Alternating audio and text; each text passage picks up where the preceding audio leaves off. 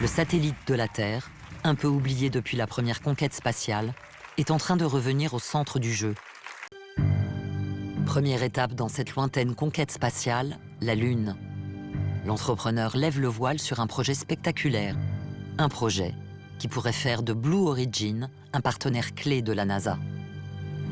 Let me show you something.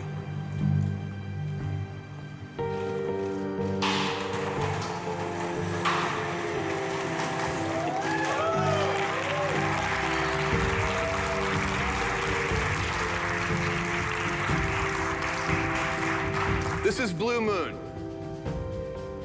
We've been working on this lander for 3 years. It's a very large lander. It'll soft land in precise way onto the lunar surface. Si le milliardaire a financé ce coûteux projet d'alunisseur, ce n'est pas par hasard. Il a senti le vent tourner sur la scène internationale.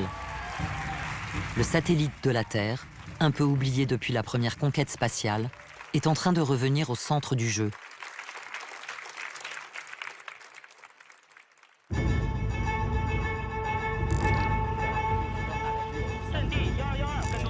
Car cette même année, la Chine a réussi l'exploit de chatouiller l'orgueil américain et relancer la course à la Lune. Avec leur module Chang'e 4, les Chinois viennent de poser un robot sur la face cachée de la Lune, là où personne n'était jamais allé. C'est une nouvelle contribution à l'humanité dans l'exploration de l'univers.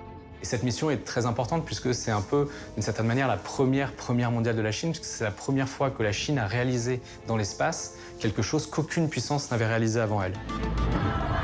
La Chine est devenue la deuxième puissance spatiale derrière les États-Unis, devant l'Europe et la Russie. Exclue de la coopération spatiale, mise au banc de l'ISS par les Américains en 2011, Pékin prépare sa revanche. Elle construit sa propre station spatiale et est désormais la nation qui lance le plus de fusées dans le monde.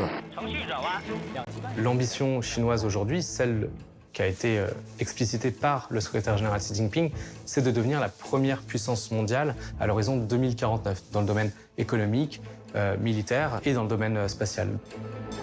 Premier objectif de la Chine, envoyer des hommes sur la Lune et y créer une base permanente d'ici 2030.